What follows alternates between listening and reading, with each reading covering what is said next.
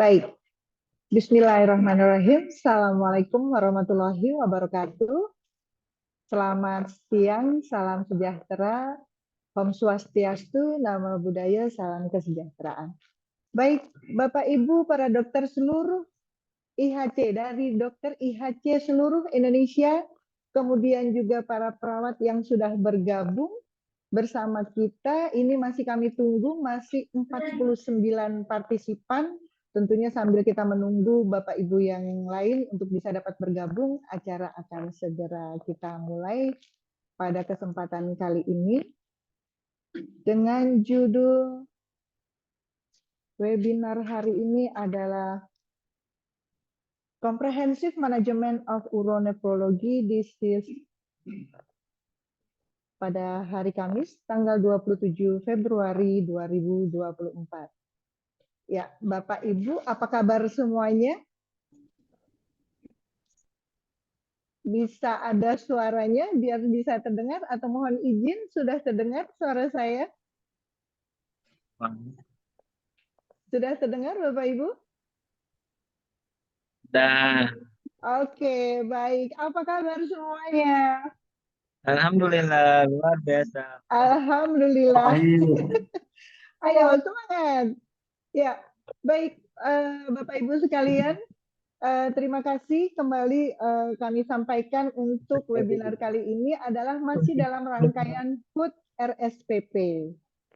Ya, dalam HUT kami sudah menjalannya waktu itu tanggal 6 Januari 2024, di mana kegembiraan kami terus tetap berbagi kepada IHC Pertamedika IHC, di mana pada kesempatan kali ini adalah webinar ilmiah series masih pada series HUT RSPP 52 tahun. Ya, baik Bapak Ibu, pada kesempatan kali ini kita sudah ada narasumber yang akan nanti membawakan materi, yaitu Dr. Heri Emria, SPPD KGH RSPP.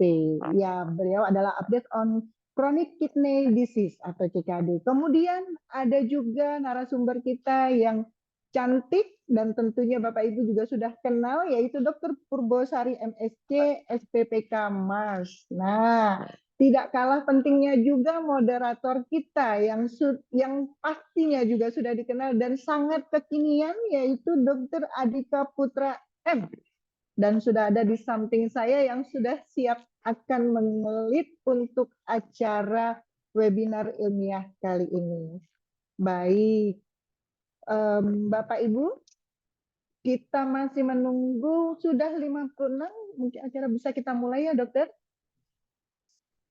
Ya, baik. Sebelum kita mulai, izin Dokter Dika. Ya, oh ya, sebelumnya saya belum memperkenalkan diri. Mohon izin, saya dengan Yoce Nuraisus. Saya moderator pada kesempatan kali ini. Nanti sampai mengawal dengan akhir berdua dengan Dokter Dika. Dan ini dia CV dari Dokter Adhika Putra. Beliau lulusan dari Fakultas Kedokteran Trisakti di Jakarta ini pastinya ya. Kemudian pengalaman kerja sampai dengan saat ini dan mudah-mudahan loyalitas beliau tinggi untuk tetap di Rumah Sakit Pusat Pertamina dimulai dari Januari 2011 sampai dengan November 2012. Beliau di Internal Medicine Ward Doctor, kemudian ke Intensive Care Unit itu November 2012 sampai dengan April 2022, kemudian menjadi Head of Laboratory Installation. Nah, ini pas banget nih topiknya dengan hari ini ya Dokter Dika ya, yaitu 2022 sampai 2023, dan sekarang beliau di emergency room doctor, startnya itu mulai April 2023. Nah, tetap konsisten gitu. Wah, keren, luar biasa.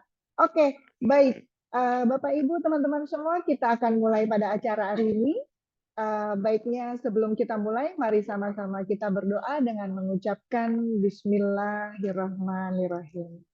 Baik, pada kesempatan kali ini, Dokter Dika, silahkan untuk sebagai moderator untuk mengelit acara siang ini. Silakan, Dokter. Oke, terima kasih Bu Yonce atas kesempatannya. Assalamualaikum warahmatullahi wabarakatuh.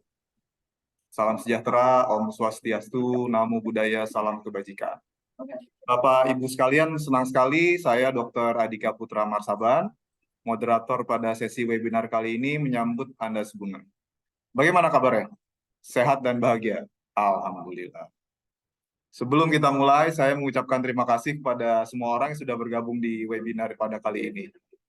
Webinar pada hari ini adalah rangkaian dari webinar ilmiah HUT RSPP ke-52. Kebetulan pada kali ini topiknya adalah Comprehensive Management of Uronephrology Diseases. Dalam waktu 2 jam kita akan menjelajahi perkembangan terbaru mengenai chronic kidney disease dan peran laboratorium dalam mendiagnosis penyakit uronefrologi. Para narasumber akan berbagi pengetahuan, wawasan, dan pengalaman, serta berdiskusi tentang dunia uronefrologi, sehingga diharapkan teman-teman sekalian, Bapak Ibu dapat memetik manfaatnya. Alhamdulillah telah hadir di tengah-tengah kita narasumber yang sudah cukup terkemuka di RSPP. Yang pertama adalah Dr. Heri Emria. Dr. Heri Emria adalah ahli penyakit dalam, konsultan ginjal dan hipertensi. Beliau menamatkan kedokteran umum dari Universitas Trisakti, kemudian melanjutkan pendidikan ke Universitas Diponegoro untuk spesialis penyakit dalam. Kemudian untuk konsultan ginjal hipertensi, beliau mengambil di Universitas Udayana. Gimana Dr. Heri kabarnya hari ini? Alhamdulillah baik. Terima kasih dokter atas kehadirannya. Oke, kemudian yang kedua adalah Dr. Purbosari. Dr. Purbosari merupakan dokter ahli patologi klinik, juga berpraktik di Rumah Sakit Pusat Pertamina. Beliau menamatkan dokter dari Universitas Pembangunan ya, Universitas Pembangunan Nasional, kemudian lulus dari Universitas Gajah Mada jurusan patologi klinik. Beliau juga memiliki gelar dan magister administrasi rumah sakit dari Universitas Indonesia. Halo Dr. Puput, gimana kabarnya? Terima kasih atas kehadirannya dok. Oke, tidak lupa saya juga berterima kasih kepada sponsor webinar kali ini yang dari Sysmex ya. Sysmex setelah hadir ada Dr. Iqbal Fahmi ya, dok. Baik, terima kasih dok atas supportnya kali ini. Nah, untuk sesi pertama akan diberikan kepada Dr. Heri Emria. Beliau akan menyampaikan materi selama 30 menit ya dok. 30 menit, kemudian yang akan dilanjutkan oleh Dr. Sari juga dalam waktu 30 menit. Setelah 2 sesi narasumber, akan ada penyampaian dari sponsor kita, dari Dr. Iqbal, dari Sysmex, dilanjutkan dengan sesi tanya jawab selama 30 menit. Baik, untuk persingkat waktu, kita sampai bicara pertama kita yang luar biasa, Dr. Heri. Dr. Heri.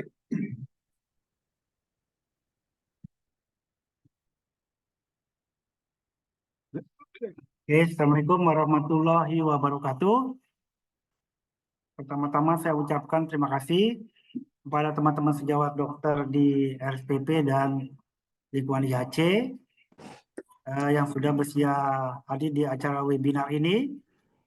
Dan juga saya ucapkan terima kasih kepada panitia penyelenggara webinar ini, IHC. Dan juga saya ucapkan terima kasih kepada PT Sysmex ya, yang sudah mengundang saya dan memberikan kesempatan saya untuk bicara di forum ilmiah ini. Slide. Di mana acara ini menurut saya hal yang sangat penting, karena dengan melakukan tindakan webinar ini, kita bisa mengupdate ilmu-ilmu pengetahuan agar kita bisa memberikan pelayanan terbaik bagi pasien-pasien kita. Untuk itu, saya persingkat waktu ini, saya mendapat judul tentang Comprehensive Management of Chronic Kidney Disease. Slide. Kita tahu bahwa penyakit ginjal kronik merupakan suatu problem kesehatan. Slide.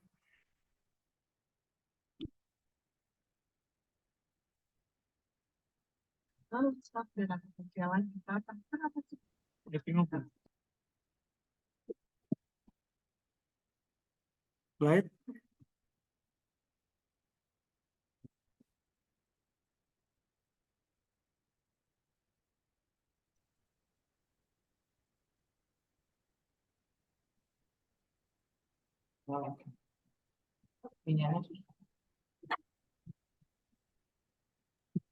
Oke, mohon maaf kepada para peserta, ada gangguan, ada kendala teknis. Mohon bersabar sebentar.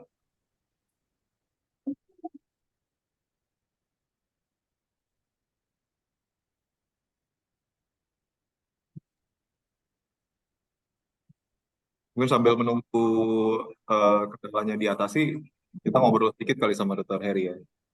Gimana dok perkembangan penyakit ginjal kronis ini di RSPP pasien makin banyak atau seperti apa dok? Jadi penyakit ginjal kronik merupakan suatu masalah kesehatan di dunia, termasuk di Indonesia, termasuk di RSPP ini.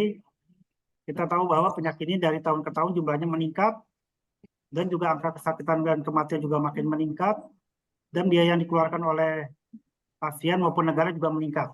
Sehingga ini membebani pasien dan negara dalam membiayai pasien-pasien CKD ini. Sebelumnya, terus lagi juga penyakit ginjal kronik ini mulai meningkat prevalensi karena angka kejadian diabetes dan hipertensi juga makin meningkat. Sebelumnya,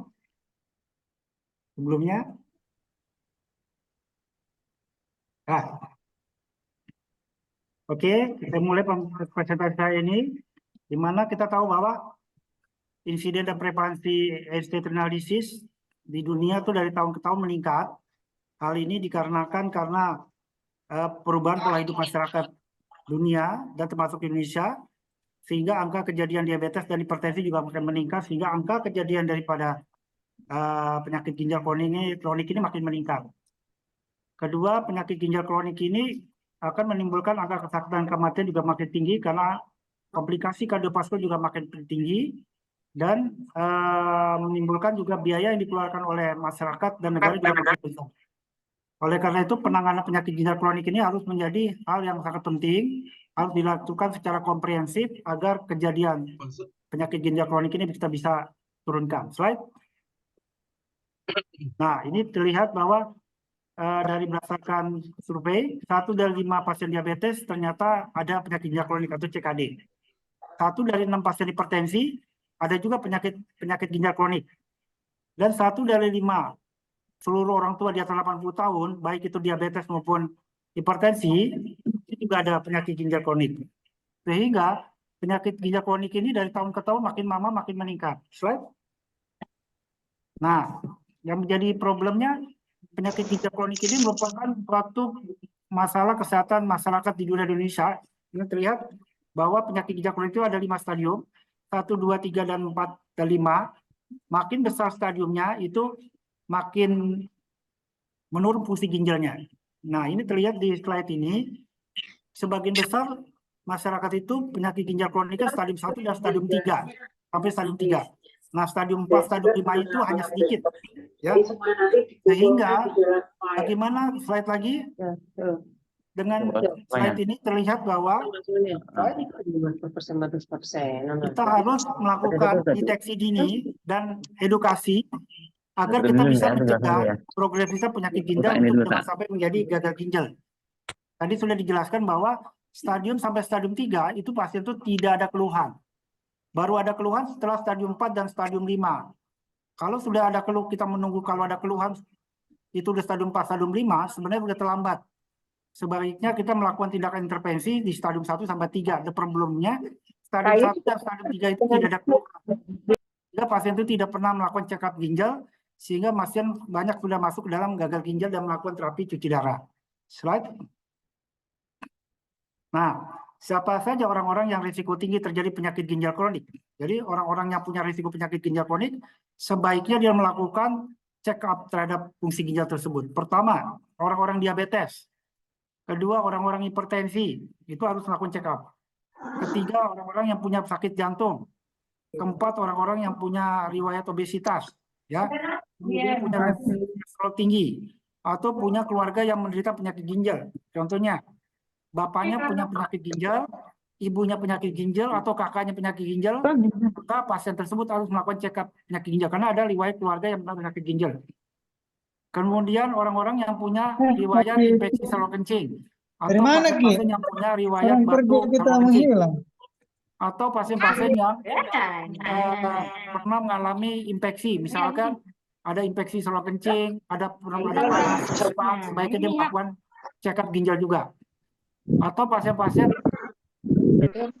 dulunya itu pernah penyakit ginjal, kemudian dia sembuh, dia juga harus melakukan check up penyakit ginjal. Ya, karena dia faktor risiko terjadi gagal ginjal. Kemudian pasien-pasien yang punya riwayat minum obat-obatan, contohnya pasien-pasien yang suka minum obat-obat antibiotik, obat-obat yang suka minum obat painkiller atau penghilang rasa nyeri, itu juga faktor risiko. Kemudian pasien-pasien usia lanjut, itu juga harus melakukan check up ginjal. Atau yang orang-orang yang ekonomi menengah ke bawah atau tingkat pendidikannya rendah juga itu merupakan faktor risiko. Kenapa? Karena mereka banyak misalnya terjadi dehidrasi, dia suka minum obat-obatan yang nggak jelas, itu juga faktor risiko. Slide. Apa aja yang harus dilakukan untuk screening penyakit ginjal tersebut? Pertama, pasien itu harus ditanyakan ada nggak riwayat keluarga yang sakit ginjal, ada nggak penderita hipertensi atau diabetes. Pasien juga harus melakukan pengukuran tekanan darah, mengukur gula darah, melakukan pemeriksaan kreatinin, melakukan fungsi ginjal atau eGFR. Kemudian pasien tersebut juga wajib melakukan pemeriksaan urin lengkap atau mikroalbumin urin, dan juga di urin itu akan terlihat dicari apakah ada darah di urin untuk melihat ada nggak kelainan daripada ginjal tersebut. Slide.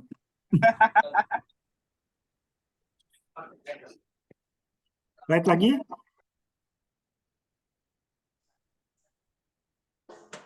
Nah, mungkin teman-teman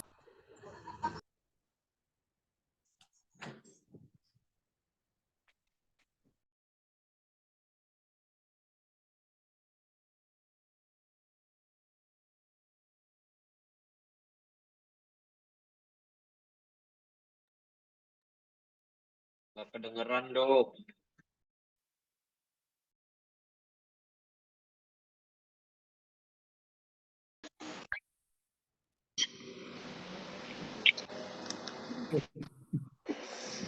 Jadi hitungan penyakit ginjal kronik sama akut itu hanya beda waktu.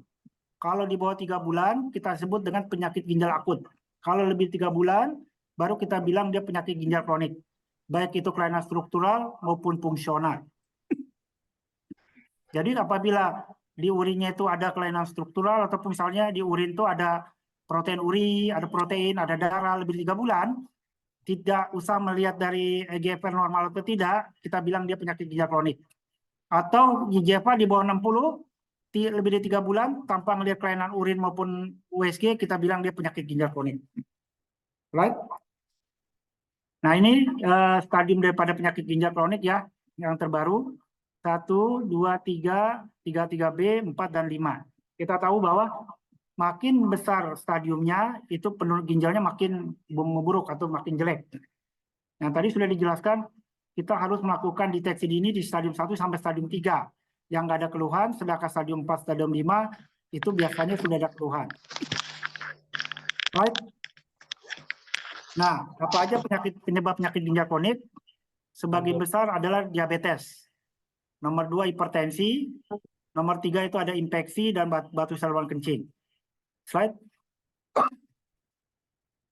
Nah, ini apa aja keluhan-keluhan daripada pasien penyakit ginjal kronik? Biasanya penyakit ginjal kronik stadium 1 dan stadium 3 sampai stadium 3 itu biasanya tidak ada keluhan, sehingga pasien itu tidak pernah kontrol, tidak pernah check up, sehingga biasanya pasien udah masuk stadium 4 dan 5 yang udah ada keluhan. Nah, keluhan itu apa? Bisa kelemahan, ada sering capek, nafsu makan turun, ada gangguan pencernaan, sering pusing ya, ada bengkak, gangguan kencing ya, sering kencing atau nyeri pinggang, itu merupakan keluhan-keluhan yang sering kita dapati pada penyakit ginjal kronik. Nah, keluhan-keluhan ini biasanya timbul setelah stadium 4 dan stadium 5. Stadium 1 dan 3 itu sering tak ada keluhan, sehingga kita harus melakukan early diagnostic ya, slide. Nah, bagaimana?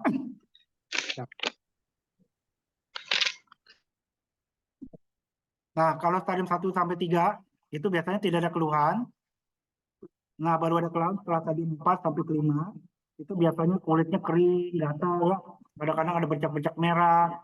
Kadang-kadang dia ada tangannya tuh sering tremor, kejang, koma ya, atau sering-sering kesemutan. Itu udah stadium 4 sampai stadium 5 biasanya udah lanjut ya. Slide. Nah, setelah ada keluhan, ada tanda ya, kita harus melakukan pemeriksaan darah lengkap, pemeriksaan biokimia seperti urium kreatinin, pemeriksaan analisa gas darah, pemeriksaan urin. Kalau perlu kita melakukan USG ginjal, biopsi ginjal, dan kita cari ada nggak kelainan jantung seperti melakukan ekokardiografi. Dan kalau bisa kita melakukan CT scan untuk melihat apabila kita jumpai adanya sumbatan atau hidronefrosis. Right? Nah, kita masuk ke topik bahasan bagaimana manajemen penyakit ginjal kronik atau chronic kidney disease management. Ada 3 pokok bahasan untuk bagaimana memanage penyakit ginjal kronik. Pertama adalah menghambat progresivitas penyakit ginjal kronik dengan cara mengontrol tekanan darah, mengontrol protein uri, mengurangi diet protein, berhenti merokok, mengontrol gula darah, dan mengontrol lemak. Lalu mengobati komplikasi seperti anemi, gangguan tulang, dan udah stadium 4, kita udah mulai menyiapkan pasien-pasien tersebut untuk melakukan cuci darah dengan menyiapkan akses vaskuler seperti Simino ya. Kemudian kalau perlu kita rujuk ke nefrolog atau konsultan ginjal hipertensi agar penanganannya lebih agresif. Slide. Nah, ini pencegahan progresivitas, yaitu pertama kita harus mengatasi faktor-faktor risiko. Tadi sudah dijelaskan faktor risiko di antara hipertensi, kita harus mengontrol tekanan darah di bawah 130/80. Jadi yang paling penting bagaimana kita mengontrol tekanan darah, bukan hanya kita memberikan obat, tapi kita bagaimana mengontrol target tekanan darah yang kita inginkan, yaitu di bawah 130/80. Kedua, mengontrol gula darah yang mana mau ikuti di bawah 6,5. Dan apabila ada pasien-pasien adanya kita jumpai albumin uri atau protein uri, ada pasien hipertensi, kita harus memberikan ACE inhibitor atau ARB ya. Kemudian kita harus mengurangi diet protein ya. Kenapa? Karena protein itu sangat toksik bagi ginjal sehingga kita harus mengurangi protein tersebut. Right? Nah, lalu pencegahan kardiovaskular yang lain seperti berhentikan merokok, menggunakan terus kontrol lemak di mana LDL-nya di bawah 100. Nah, yang teman-teman sejawat ketahui bahwa penyakit ginjal yang membuat pasien itu meninggal bukan karena penyakit ginjalnya, tapi penyakit kardiovaskular atau penyakit jantungnya. Oleh karena itu, kita harus mengontrol faktor-faktor risiko penyakit jantung agar pasien-pasien ginjal yang sudah menjalani HD maupun tidak HD tidak meninggal karena penyakit jantung. Slide. Nah, lalu kita tahu bahwa banyak penyakit ginjal disebabkan karena obat-obatan. Ya, banyak pasien-pasien itu banyak beli obat di luar ya tanpa resep dokter, pemberian obat jangka panjang. Nah, itu harus hati-hati akan menyebabkan penyakit ginjal. Obat pertama, obat yang sering kita pakai yaitu obat diabetes. Nah, pertama sulfonylurea seperti glimepirid, glikoidon ya. Itu glimepirid hati-hati pada gangguan ginjal ya, karena obat-obat ini dibuang di ginjal sehingga kalau dia di bawah 20 kita harus menyetop sulfonylurea glimepirid. Obat sulfonylurea yang paling aman untuk gangguan fungsi ginjal hanya glikoidon ya. Kedua biguanid. Biguanid itu contohnya adalah metformin. Metformin yang kita takutkan apabila diberikan gangguan ginjal terjadi laktatasidosis. Nah, dia harus di stop apabila GFR di bawah 30, itu harus di stop ya. Kedua, incretin juga hati-hati pada pasien-pasien.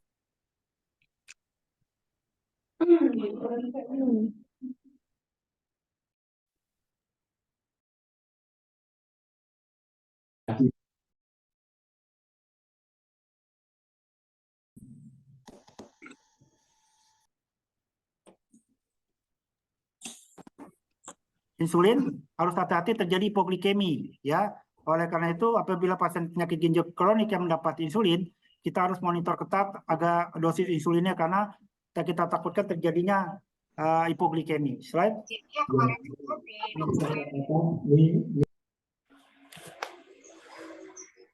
Right. Nah, lalu statin. Teman-teman Jawa juga sering gunakan statin ya. Ada tiga statin yang sering kita pakai, yaitu atorvastatin, rosuvastatin, dan simvastatin.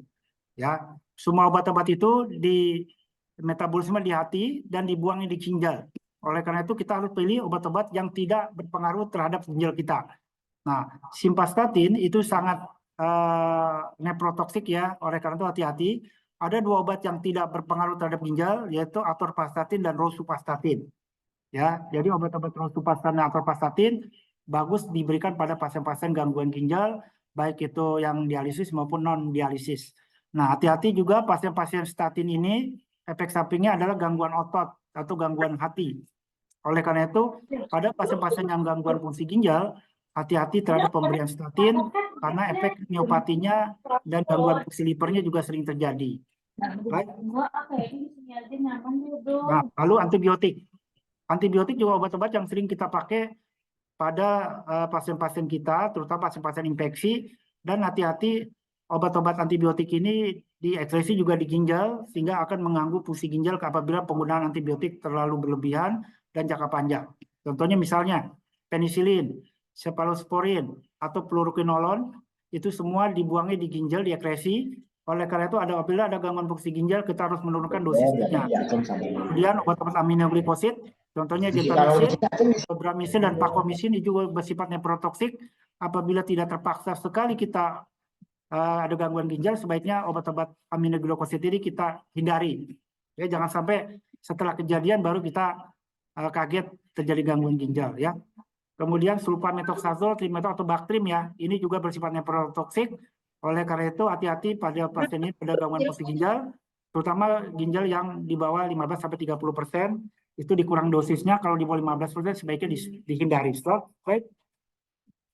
Nah, obat lain yaitu NSAID. NSAID merupakan 3 penyebab terbanyak gangguan fungsi ginjal yang menjalani tindakan hemodialisis. Ya, oleh karena itu sebaiknya NSAID diberikan jangan jangka panjang dan perlu dilakukan monitor fungsi ginjal apabila mendapat NSAID. Slide. Nah, kemudian obat-obat antihipertensi. Kita tahu bahwa antihipertensi komplikasinya ke ginjal. Oleh karena itu tensi harus dikontrol. Obat-obat yang sering kita pakai itu ACE inhibitor dan ARB. Nah, ACE atau ARB ini di metabolisme di hati dibuangnya di ginjal.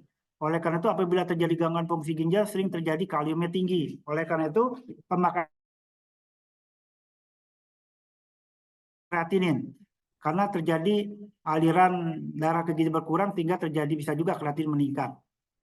Oleh karena itu obat-obat ini harus di-adjust apabila ada gangguan fungsi ginjal. Slide. Nah, kemudian obat golongannya lain yaitu diuretik. Ini sering teman-teman sejawat pakai ya. Nah, ini harus teman sejawat ketahui ada 3 obat untuk diuretik, ada thiazid, ada loop diuretik seperti furosemid, dan potasium sparing seperti spironolakton. Thiazid jangan diberikan pada GFR di bawah 30 ya, itu dihindari ya. Kalau di bawah 30 sebaiknya kita pakai loop diuretik atau furosemid ya. Sedangkan potasium ini spironolakton jangan diberikan pada fungsi ginjal di bawah 30 karena resiko hiperkaleminya juga tinggi. Slide. Nah, obat-obat lain terutama dokter-dokter saraf dia sering memakai gabapentin. Gabapentin juga dibuangnya di ginjal, diekspresi. Oleh karena itu kita harus menyesuaikan dosis daripada gabapentin tersebut agar tidak terjadi penyakit ginjal kronik. Kemudian obat-obat gout juga berpengaruh ya, seperti colchicine ya, asantin oksidase, allopurinol itu juga bersifat nephrotoxic. Oleh karena itu hati-hati pemberian obat ini pada pasien-pasien gangguan fungsi ginjal. Slide. Nah, obat-obat lain contohnya misalnya cancer ya. Obat-obat kemoterapi juga itu bersifat nephrotoxic karena ada akan memperburuk fungsi ginjal. Oleh karena itu apabila pasien-pasien kanker yang akan memberikan kemoterapi, sebaiknya dikonsulkan ke nefrolog agar tidak terjadi penurunan fungsi ginjal. Ya, imunosupresan juga begitu ya. Atau pemberian kontras. Kontras ini juga sering dipakai oleh teman sejawat Oleh karena itu yang kita takutkan terjadi CIN ya, contrast induced nephropathy. Oleh karena itu sebelum dilakukan kontras sebaiknya pasiennya dipersiapkan, dikonsulkan ke nefrolog agar tidak terjadi gangguan fungsi ginjal karena kontras. Right? Lalu komplikasi CKD. Ada 4 komplikasi yang kita sering jumpai, anemi, penyakit tulang, hipertensi, dan cardiovascular disease. Slide. Kapan kita sebut anemi pada penyakit ginjal kronik? Pada laki-laki di bawah 13,5, pada wanita di bawah 12. Slide. Nah, ini hubungan antara kadar Hb dengan penurunan fungsi ginjal. Dengan menurunnya fungsi ginjal, Hb itu akan turun. Kenapa? Karena Hb itu dibentuk oleh eritropoietin, hormon eritropoietin, di mana hormon tersebut produksi oleh ginjal. Dengan menurunnya fungsi ginjal, otomatis hormon yang diproduksi juga menurun, sehingga Hb itu akan turun. Baik. Nah, ini juga hubungan antara prevalensi anemi dengan penurunan fungsi ginjal. Tadi sudah dijelaskan dengan menurunnya fungsi ginjal, angka kejadian anemi juga makin tinggi, ya, di mana CKD stadium 4 lebih banyak aneminya dibandingkan stadium 1 sampai 3. Kalau stadium 5 tuh hampir 100% tuh pasien itu sudah menjalani anemi. Slide. Nah, jadi apabila teman-teman sejawat ada penderita CKD dengan anemi, kita harus melakukan follow up terhadap kadar zat besi, karena zat besi ini berhubungan dengan pemberian EPO, ya, hormon EPO. Kedua, kita cari penyebab lain, perdarahan darah summer feces. Kalau memang ada perdarahan, kita lakukan endoskopi. Obatannya, targetnya bagaimana mencapai saturasi transferin ini di bawah antara 20 sampai 50%. Kalau di bawah 20%, kita tidak boleh memberikan EPO, tapi kita koreksi dulu besi 2 kali seminggu selama 5 minggu. Nah, pasien-pasien pemberian besi ini, pasien yang sudah menjalani hemodialisis, kita tidak boleh memberikan preparat besi oral. Kita harus memberikan preparat besi injeksi. Karena kita tahu bahwa pasien-pasien yang sudah menjalani hemodialisa, penyerapan besinya sudah terganggu, sehingga pemberian preparat oral besi sudah tidak ada manfaat. Pemberian preparat besi oral sebaiknya diberikan pada pasien-pasien yang belum menjalani hemodialisa. Slide. Yang kedua, penemuan anemi yaitu pemberian eritropoietin atau ESA, di mana EPO ini berfungsi untuk merangsang sumsum tulang untuk menghasilkan Hb. Dengan menurunnya fungsi ginjal, EPO ini akan menurun sehingga sumsum tulang tidak terangsang sehingga Hb-nya turun. Oleh karena itu diberikanlah eritropoietin ini dari luar atau bentuk suntikan. Slide. Nah, ini targetnya adalah 11 sampai 12, tapi ingat teman-teman sejawat, target tidak boleh lebih dari 13 pada pasien-pasien terapi anemi pada CKD. Kenapa? Karena lebih 13 itu darah itu jadi kental, sehingga terjadi serangan jantung dan serangan stroke juga akan tinggi. Sehingga targetnya itu tidak boleh lebih dari 12. Right? Yang ketiga adalah, yang kedua gangguan tulang, ya. Kenapa penyakit tulang pada CKD itu sebagian besar karena gangguan metabolik fosfat, kalsium, dan PTH, ya. Di mana pada pasien CKD, fosfatnya tinggi, kalsiumnya turun, PTH-nya naik. Slide. Nah, kenapa menjadi fosfat bisa naik? Karena dengan menurunnya 2/3, fosfat itu dibuangnya di ginjal, hanya 1/3 lewat feses. Oleh karena itu, apabila ginjalnya menurun, fosfat yang diekskresi makin sedikit, sehingga fosfat akan tinggi, terjadi hiperfosfatemi. Dan hiperfosfatemi sangat bahaya, karena bisa membuat serangan jantung pertama, kedua kulit jadi gatal, ketiga kulitnya jadi terlihat seperti kering. Ya, oleh karena itu fosfat ini harus diturunkan agar jangan terlalu meningkat. Right? Nah, target fosfat adalah 2,7 sampai 4,6 dan pemeriksaan fosfat ini tidak dilakukan secara rutin.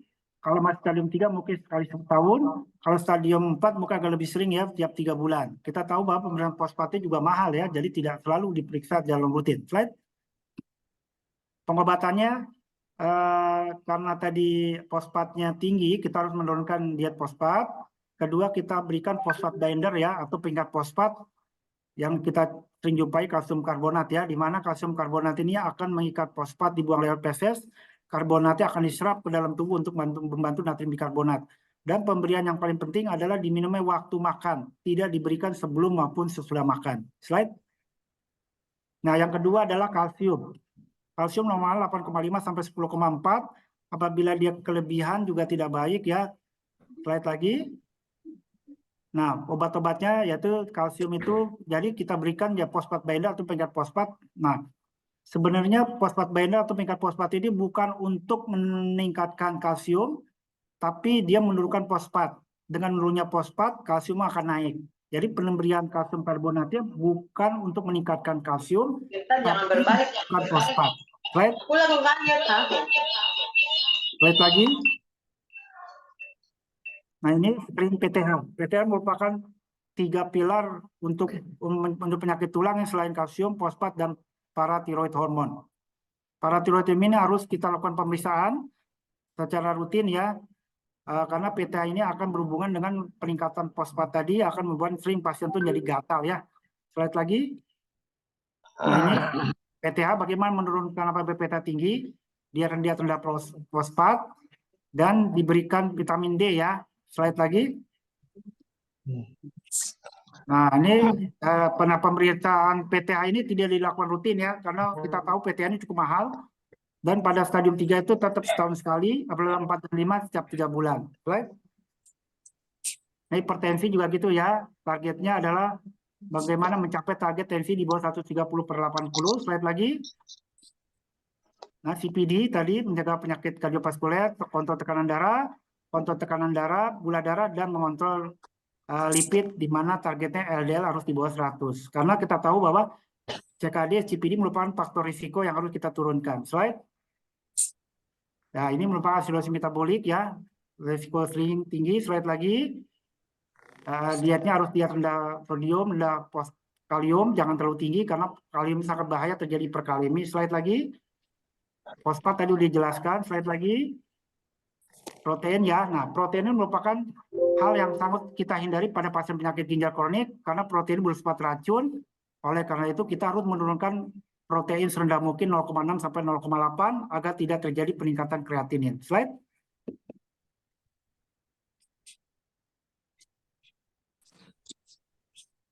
Slide lagi, sudah dijelaskan tadi kesimpulannya. Nah, kita masuk ke tahap ketiga, yaitu dialisis. Tidak semua pasien-pasien CKD itu mengalami cuci darah. Kapan pasien itu mengalami cuci darah? Pertama, ada malnutrisi atau kurang gizi, atau kelebihan cairan yang tidak respon dengan diuretik. Ketiga, ada gangguan saraf. Contohnya misalnya orang penyakit ginjal tapi kejang-kejang, ngigau, ya teriak-teriak, itu wajib kita cuci darah. Atau kelebihan cairan yang tidak respon dengan diuretik. Contohnya dia udah sesak napas, udah paru, bengkak seluruh tubuh, diberikan obat kencing, diuretik, furosemid kok nggak respon, kita lakukan cuci darah. Atau hiperkalemi, kalium di atas 6,5, kita lakukan cuci darah. Lain? Baru nanti dia mau ini pakai pasien. Kapan pasien-pasien ini perlu dirujuk ke nefrolog atau konsultan ginjal hipertensi? Pertama, apabila teman-teman sejawat menjumpai protein uri lebih dari 3,5. Biasanya tuh ada udem seluruh tubuh ya, bengkak seluruh tubuh, kita wajib konsul ke nefrolog ya. Karena ini akan berbahaya apabila tidak ditanggulangi menjadi penyakit ginjal kronik yang mencuci darah. Kedua, apabila teman-teman sejawat ketahuan mendapati di urin itu ada darah, ada protein pada pasien diabetes maupun hipertensi. Atau pasien diabetes, hipertensi CKD tapi tidak ada retinopati. Atau penurunan fungsi ginjalnya cepatnya lebih dari 50%. Atau udah masuk stadium 3 dan stadium 4. Itu wajib dikonsulkan ke nefrolog. Slide. Mungkin itu aja sedikit dari saya. Semoga apa yang saya sampaikan ini bisa bermanfaat bagi teman sejauh semua dalam rangka melakukan deteksi dini dan mengatasi progresi penyakit ginjal. Terima kasih. Assalamualaikum warahmatullahi wabarakatuh. Baik, terima kasih Dokter Heri atas paparannya cukup komprehensif nih ya. Oke, untuk sesi tanya jawab nanti akan ada di akhir, jadi para peserta tahan dulu pertanyaannya, jangan tanya-tanya dulu. Selanjutnya waktu dan layar saya persilahkan kepada Dr. Purbosari untuk paparannya. Silakan Dok.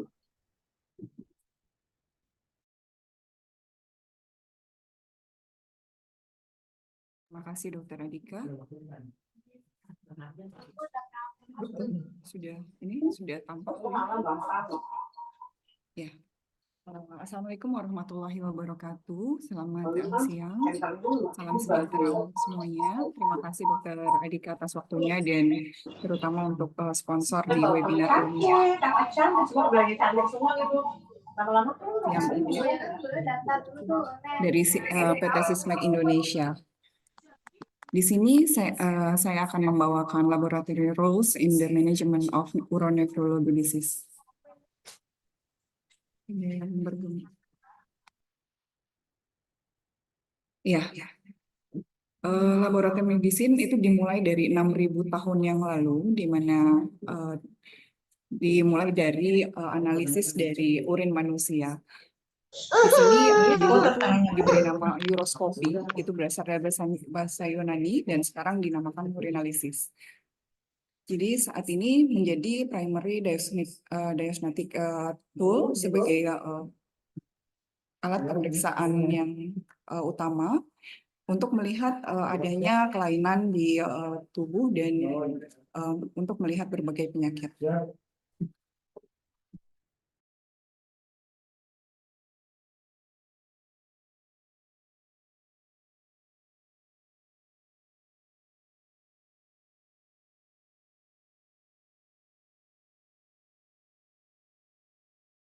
Ya, mohon maaf. Di sini urinalisis adalah pemeriksaan yang paling efisien, non-invasif, dan dianggap murah, sehingga di sini juga kita dapat mengevaluasi sel kanker dari sel darah putih dan sel darah merah dengan pemeriksaan mikroskopik di hematuri atau adanya infeksi. Hematuri sendiri adalah pemeriksaan yang memungkinkan yang dapat melihat adanya infeksi saluran kemih. Dan 60% dari kanker vesika urinaria tidak dapat terlihat dari pemeriksaan urin sitologi.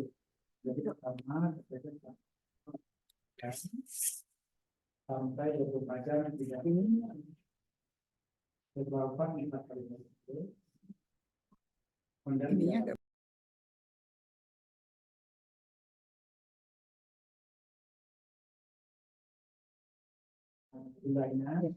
di sini hematologi analyzer, di sini untuk pemeriksaan hemoglobin, WBC atau sel darah putih, platelet, erythrocyte index, dan retikulosit serta RET-HE. Sementara urinalisis sendiri ini untuk pemeriksaan makroskopik seperti warna dan kejernihan, untuk pemeriksaan fisik seperti volume dan lain-lain, dan pemeriksaan kimia dengan menggunakan reagen strip yang biasanya dilakukan dan pemeriksaan mikroskopik.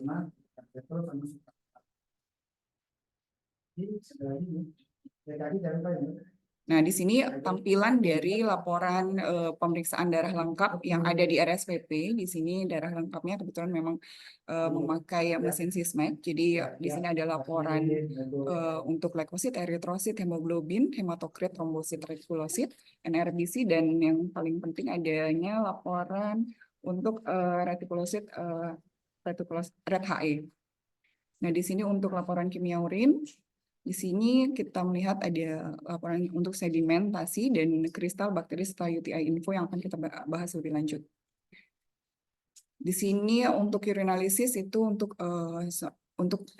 digunakan untuk diagnosis penyakit, untuk men-screening populasi yang sifatnya asimptomatik, kongenital ataupun penyakit yang menurun, yaitu dan memonitor progres dari penyakit tersebut, serta memonitor efektivitas dan komplikasi dari terapi, serta men-screening untuk para pekerja industri yang mendapatkan penyakit yang didapat akibat pekerjaan. Untuk acute renal failure, di sini karena memang bahasannya cukup luas, jadi mungkin saya akan membahas sepintas ya, karena mengingat waktunya yang terbatas. Di sini ARF sendiri kita konsensusnya itu berdasarkan REVOL, jadi risk injury failure loss and non-stage kidney disease. Sementara untuk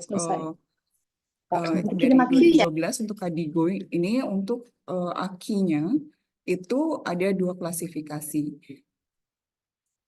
Nah, di sini didiagnosis dengan peningkatan absolut dari serum kreatinin setidaknya 0,3 mg per desiliter atau 26 mikromol per liter selama 48 jam, atau peningkatan 50% dari serum kreatinin dari baseline selama 7 hari, dan penurunan volume urin lebih kurang dari 0,5 ml per kilogram per jam selama sekurangnya 6 hari. 6 jam. Di sini untuk jadi dari untuk diagnosis yang aki, kita bisa melihat dari serum kreatinin. Nanti akan dibahas juga parameter-parameter tersebut. Untuk chronic kidney disease yang tadi sudah dipaparkan oleh Dr. Heri, kita memang kebanyakan loss di stadium 1 sampai 3. Jadi pasien sudah datang di stadium lanjut yaitu 4 sampai 5. Di sini tadi dijelaskan yaitu kualitas dari fungsi yang sudah yang ada muka kita ya. Satu atau 2 kriteria yang tercatat, dan di sini penurunan GFR kurang dari 60 ml per menit per 1,73 meter kuadrat, atau marker yang di sini mencerminkan marker dari kerusakan ginjal termasuk kondisi albuminuria. Nah, di sini untuk kriteria chronic disease ada kriteria yang disebutkan tadi sudah disebutkan oleh Dr. Heri Emria. Jadi di sini untuk CKD menggunakan eGFR dan albumin kreatinin rasio, di mana beberapa faktor resiko yang ada adalah diabetes, hipertensi, acute kidney injury, cardiovascular disease, dan kelainan struktur dari traktus urinarius, lalu adanya batu ginjal yang rekuren dan hipertrofi prostat, serta multisistem disease yang bisa mengakibatkan kelainan ginjal seperti SLE. Untuk ada juga kelainan yang disebabkan oleh hereditary kidney disease. Nah, di sini untuk GFR kategori dengan dengan GFR-nya G1 sampai G5, GFR stage-nya. Nanti kita akan kombinasi dengan albuminuri. Di sini membantu untuk klinisi untuk mengestimasi derajat dari disfungsi renal dan progresi dari perburukan ginjal, dan mengestimasi dari dosis obat tersebut, di mana stabilitas plasma dari yang untuk yang sebagai marker itu harus inert dan freely filtered, artinya harus difiltrasi sepenuhnya. Di sini albuminuria kategori bisa dilihat ya. Nah, di sini kita bisa menggabungkan dari eGFR dan albuminuri berdasarkan KDIGO 2012. Jadi di sini kita bisa memapping dari derajat kerusakan dari ginjal tersebut. Jadi memang kebanyakan pasien sudah datang di G4 dan G5 seperti itu. Jadi kita bisa lihat karena memang kerusakan ginjal yang mengakibatkan peningkatan kreatinin itu setelah dari kurang lebih 75%. Jadi sebaiknya memang kita menghitung eGFR-nya. Nah, eGFR yang mana yang direkomendasikan? Karena di sini tadi kan sudah disebutkan kreatinin dipilih menjadi marker karena memang beberapa kelebihan dari kreatinin yang inert dan non freely filter. Di sini ada faktor-faktor yang dapat dikontrol dan tidak dapat dikontrol, atau yang tidak dapat dikontrol ini seperti masa otot karena dipengaruhi otot dan diet, terus juga inhibisi dari obat, lalu antibiotik, dan kehilangan cairan dalam jumlah banyak. Sementara yang dapat dikontrol adalah interferensi dari bilirubin, kimia, dan lipemi. Nah, di sini dari kreatinin itu sendiri dari otot dan dari liver dan pankreas. Jadi dipengaruhi oleh kedua organ tersebut. Ketiga. Nah, kreatinin yang direkomendasikan adalah metode JAVE. Di sini ada enzymatic katanya method Mbak dan Nurjana. enzymatic creatinine Dia method. stroke, pindahan dari ruang Lalu yang UGD. di sini yang mempengaruhi analitik adalah konsentrasi bilirubin yang meningkat, glukosa, protein pirufat, dan beta hidroksibutyric acid. Rendahnya albumin juga mempengaruhi dari kadar kreatinin. Lalu obat-obatan sefalosporin, dobutamin, dan lidokain, lipemia, dan hemolisis. Sini untuk evaluasi GFR. Dan sini bedanya antara EGFR dan measured GFR. Mungkin nanti kalau ada yang memerlukan slide-nya boleh. Nah, untuk KDIGO recommendation, di sini menggunakan serum kreatinin dan GFR estimating equation dibandingkan dengan jadi harus di-combine, jadi tidak digunakan kreatinin sendiri karena tadi dipengaruhi oleh banyak faktor kreatinin tersebut. Dan diperlukan confirmatory testing dengan menggunakan cystatin C karena memang diperlukan untuk kepastian dari EGFR tersebut. Nah, ini untuk CKD untuk perhitungan EGFR yang saat ini direkomendasikan oleh NIDDK dan NKF serta American Society of Nephrology. Ini menggunakan CKD-EPI creatinine equation tahun 2021 untuk usia 18 tahun ke atas. Jadi nanti kalau untuk yang anak-anak menggunakan SWAT.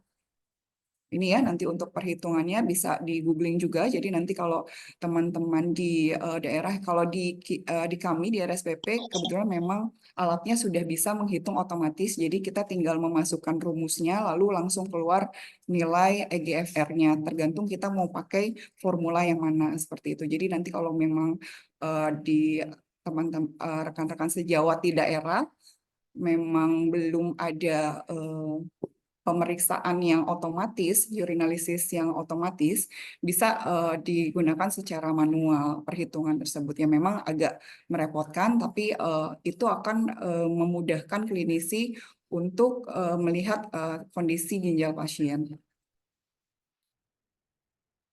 Nah ini sama ya. Nah, di sini kapan sih EGFR kreatinin itu memerlukan konfirmatory test menggunakan cystatin tadi? Jadi harus kita konfirmasi dengan menggunakan cystatin, pemeriksaan cystatin. Nah, di sini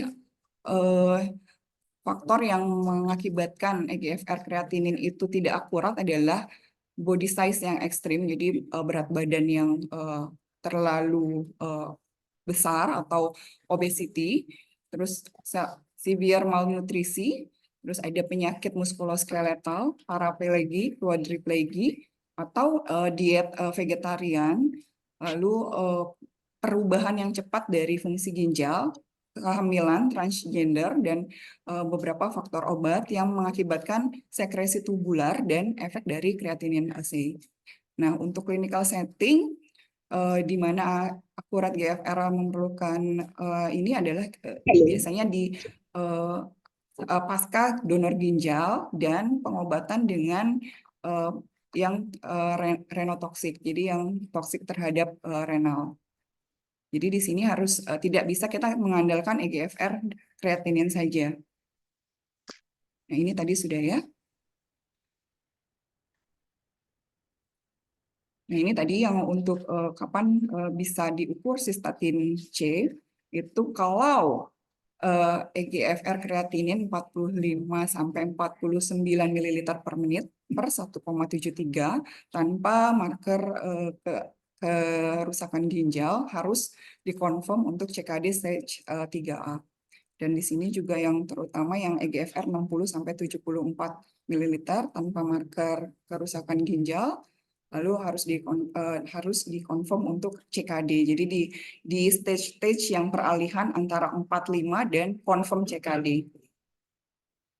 Nah, ini gambaran mungkin lebih simpelnya. Jadi EGFR 90 ke atas itu sebenarnya mungkin sudah ada kerusakan ginjal, tapi tidak tidak banyak. Nah, di 60 sampai 89 itu kurang lebih sekitar kerusakan ginjal itu sudah kurang lebih 75%. Jadi sangat disarankan nanti pemeriksaan untuk ginjal ataupun screening dengan urinalisa itu tidak hanya mengandalkan kadar kreatinin saja, tapi juga menghitung EGFR dari pasien.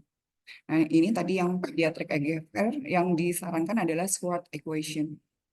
Nah, di sini parameter-parameter apa saja sih yang bisa dilihat di urinalisa? Di sini albuminuria, di mana di sini albuminuria selama ini kan kita taunya proteinuria.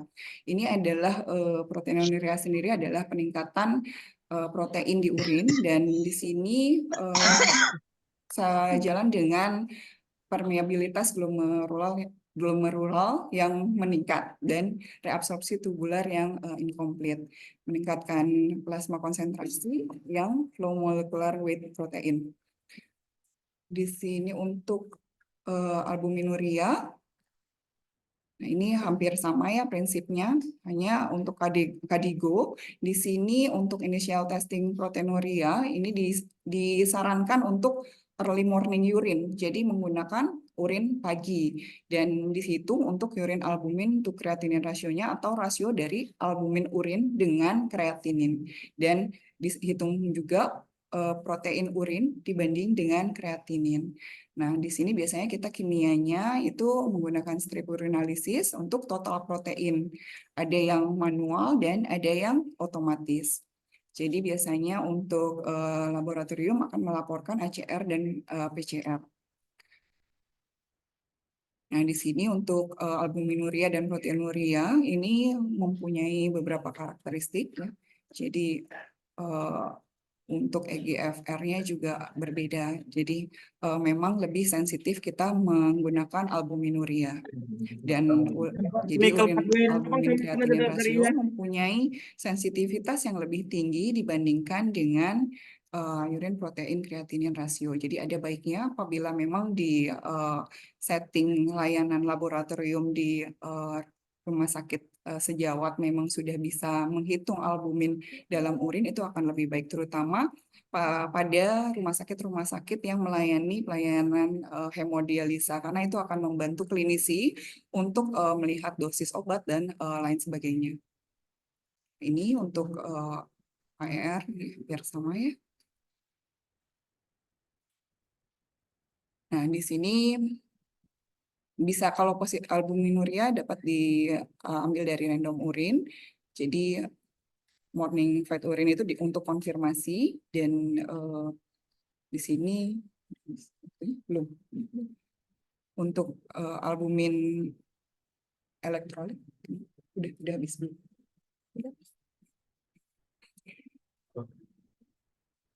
Belum. Iya. Oke. Nah, di sini albumin kreatinin rasio.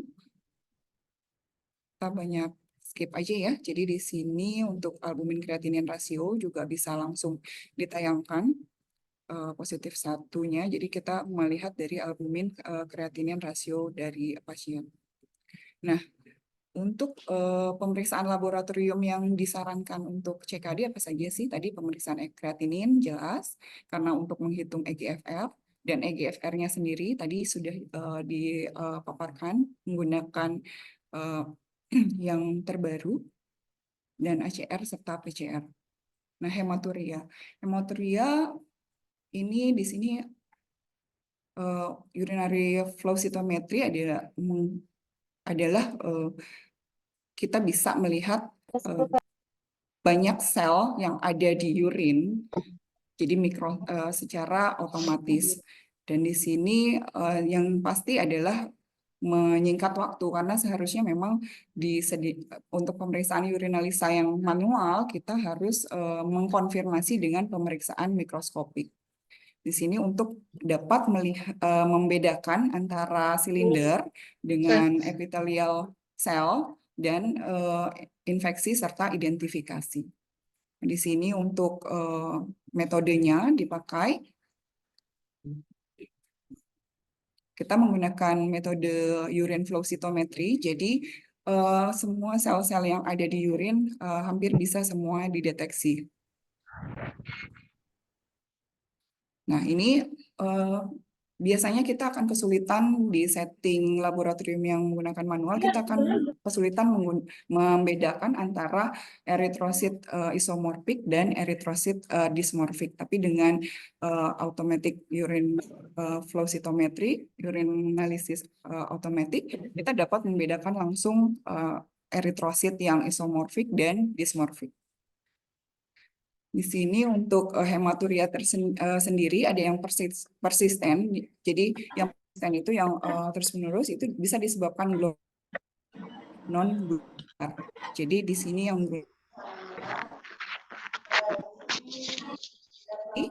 atau thin membrane disease serta Alport disease.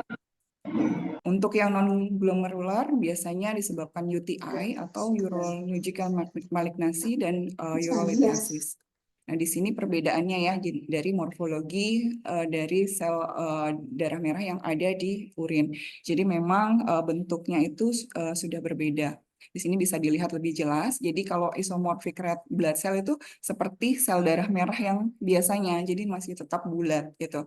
Nah, sementara kalau yang dysmorphic itu sudah seperti akantosit, jadi seperti ada benjolannya atau seperti kayak ada Mickey Mouse-nya seperti itu. Jadi ada tambahan dari bentuknya seperti akantosit. Kita bilangnya akantosit. Jadi ada perubahan bentuk karena memang melalui proses di glomerulus yang ada kerusakan seperti itu. Nah, ini. Jadi memang karena ada kerusakan, lalu akhirnya setelah difilter, eritrositnya itu mengalami beberapa kerusakan.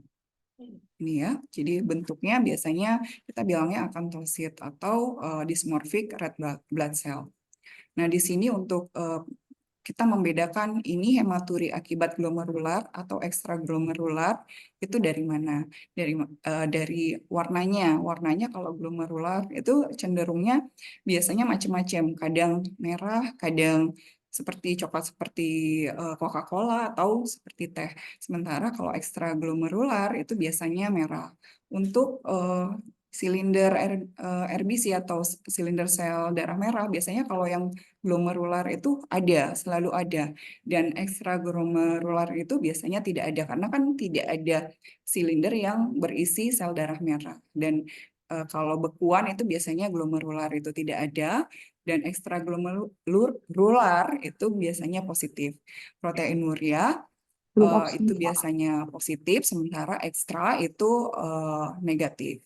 Dan red cell morfologinya kalau glomerular, dysmorphic, dan ekstraglomerular itu eumorphic atau sama seperti eritrosit pada biasanya, pada umumnya.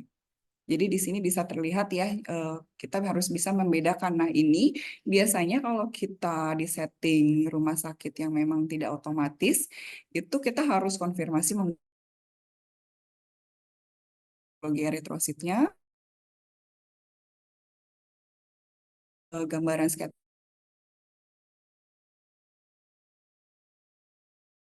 kayak tajunya sedikit. Nah, di sini isomorfik itu licin ya, maksudnya tidak ada kelainan di sini. Nah, sementara kalau mix bisa terjadi dua-duanya, jadi terjadi perdarahan di non glomerular dan perdarahan glomerular. Nanti gambarannya di kita seperti ini flaggingnya. Ini sensitivitasnya 87% dan spesifisitasnya 82%. Nah, ini ya tadi mungkin karena kita masih banyak juga. Nah, ini untuk contohnya, untuk contoh kasus, jadi di sini ada wanita 45 tahun dengan protein positif 3, leukosit positif 2, blood positif 3 dengan hyalin case dan RBC. Di sini ada eumorphic dan dysmorphic 73%, eumorphicnya 27%.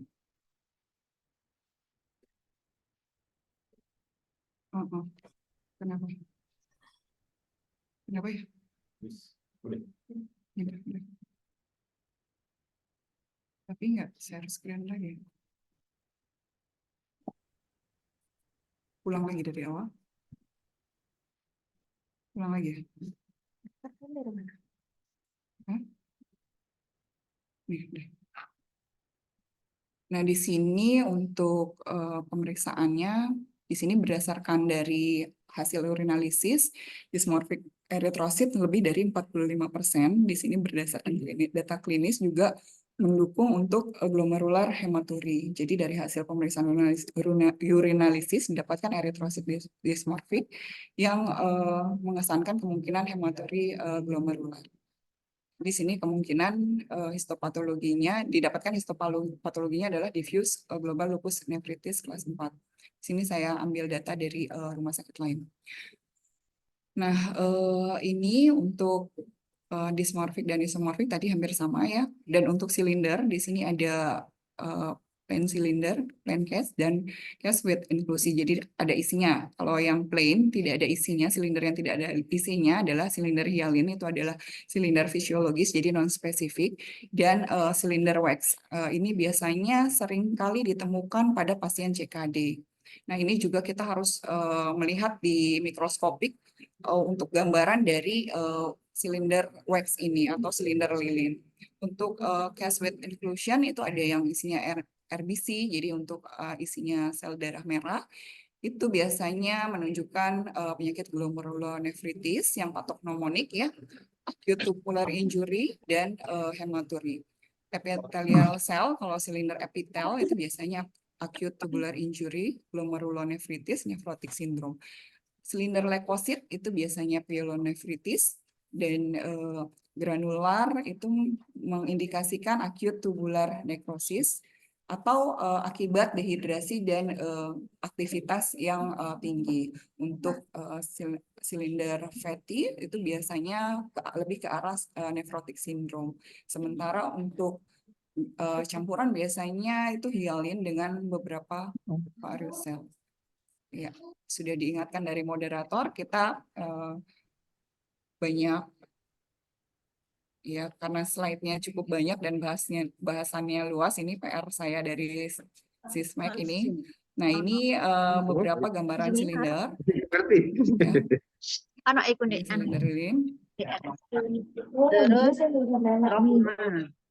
Nah, karena CEO dari RSPP saat ini adalah onkologi, jadi memang di sini kami menekankan adanya pemeriksaan urinalisis yang dapat mendeteksi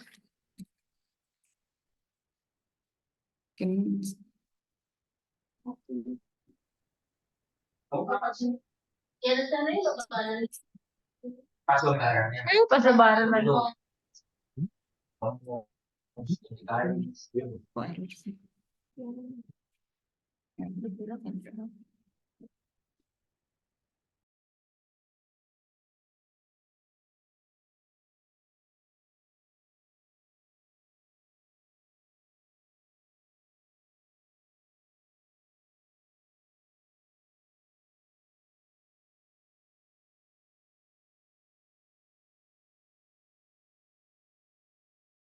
Ini beberapa gambaran dari mikroskopik dari batu dan tadi silinder. Masih nggak?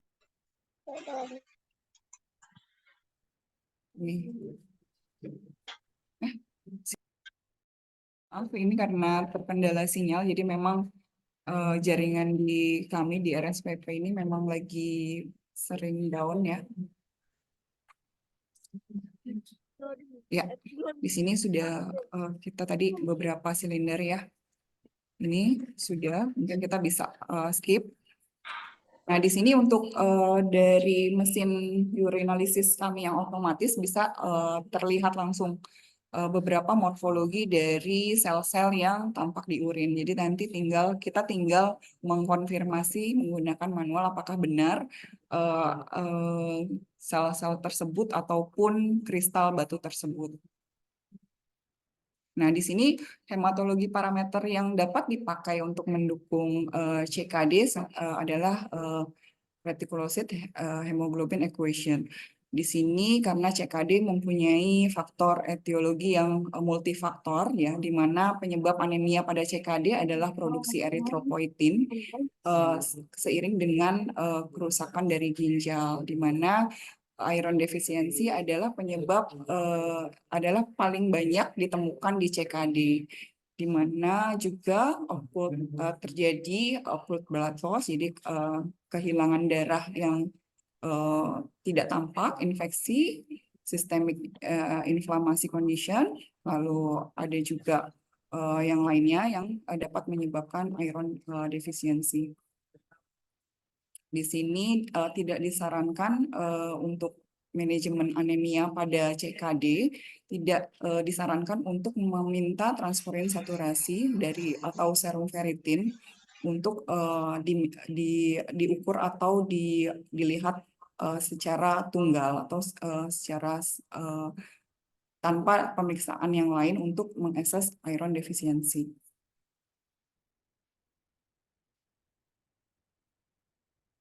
Di sini untuk maturation stage dari eritrosit, di sini ada fase pematangan eritrosit. Jadi red HE ini adalah gambaran eritrosit kurang lebih 1 sampai 2 hari sebelum matang. Jadi memang kita masih bisa melihat kadar hemoglobin dari sel darah tersebut. Berapa tadi, Bu? Nah, untuk 3. pemeriksaan retikulosit sendiri, kalau dengan quantity itu dapat memakai manual dengan BCB dan otomatis menggunakan retikulosit persen. Untuk secara kualitas kita dapat menggunakan red HE yang memang dapat dihitung atau dapat diketahui dengan menggunakan hematologi analyzer yang yang mempunyai modul parameter red HE. Di sini ya. Jadi di sini untuk menghitung kadar hemoglobin yang ada di retikulosit dan untuk melihat apakah kadar eritrosit itu kadar hemoglobin di eritrosit itu seberapa banyak. Di sini di sini kadar retikulosit red HE yang rendah itu di CKD stage 4 dan 5 biasanya kurang lebih ditemukan sekitar 50% dan status besi itu diperlukan untuk manajemen CKD. Nah, ini untuk iron assessment. Untuk retikulosit ya, jadi ini adalah sel darah merah yang masih punya kromatin. Jadi kelebihan dari red HE ini tidak terpengaruh oleh acute phase reaction, berbeda dengan ferritin. Ferritin sebagaimana kita ketahui dia adalah marker inflamasi. Jadi ketika ada inflamasi, itu kadar ferritin kemungkinan akan meningkat dan biasanya meningkat. Untuk reference range-nya itu red HE di 28 sampai 35. Di sini untuk jadi disarankan untuk pasien-pasien CKD yang memang sedang menjalani dialisis atau hemodialisis ikut dipantau untuk iron defisiensinya dan dilihat kembali untuk retikulosit atau red HE-nya. Ini untuk UTI. Di sini untuk UTI sendiri selama ini kita untuk mengetahui apakah pasien tersebut UTI atau tidak itu harus dikonfirmasi dengan pemeriksaan kultur ya. Mungkin hanya secara mikroskopik kita hanya bisa melihat adanya bakteri. Tetapi sebenarnya untuk saat ini alat urinalisis yang otomatis sudah bisa mengeluarkan UTI info atau bakteria info. Jadi memang kita bisa melihat adanya bakteri-bakteri yang ada di urin. Nah, ini seperti contoh laporan yang ada di kami ya. Jadi di sini ada bakteria infonya. Di sini bakterinya sampai 536 dan diestimasikan gram negatif. Nah, sementara leukositnya negatif dan yang biasanya kita akan konfirmasi dengan leukosit atau leukosit esterasenya, kimianya.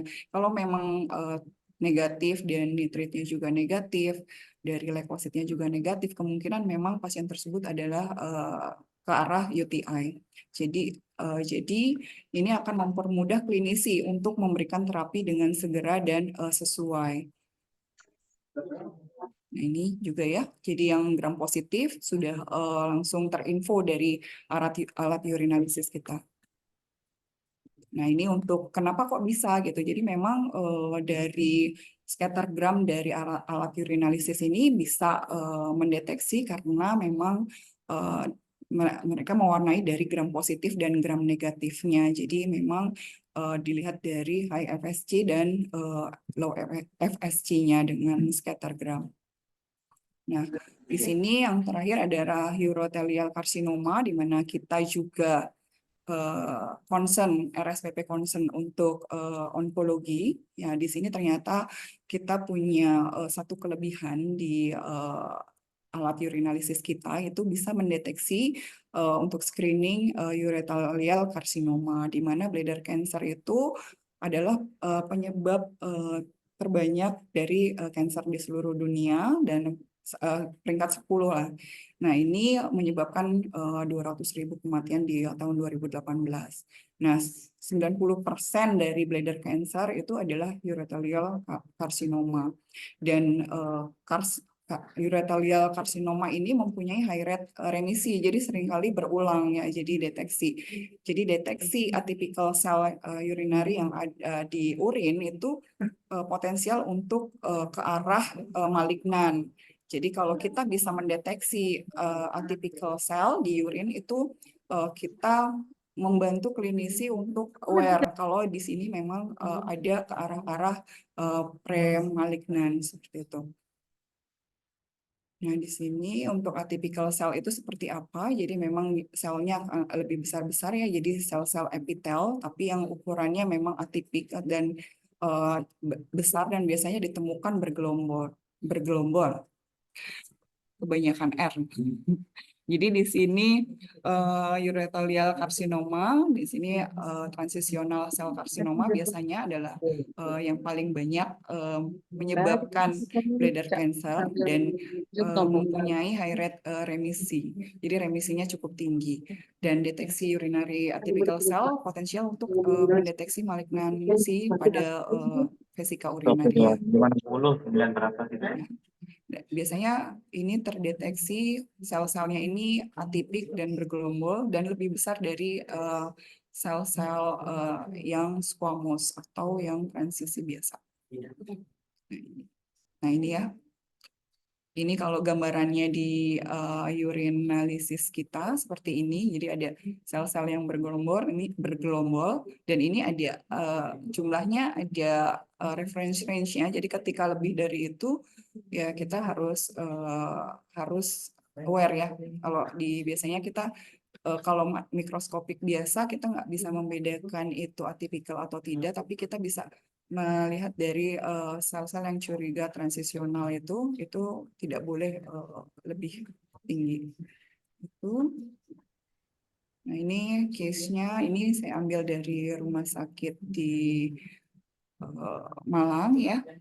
Karena memang di sini untuk yang atypical cell-nya ini memang karena memang kita belum aktifkan, jadi memang kasusnya belum terdeteksi.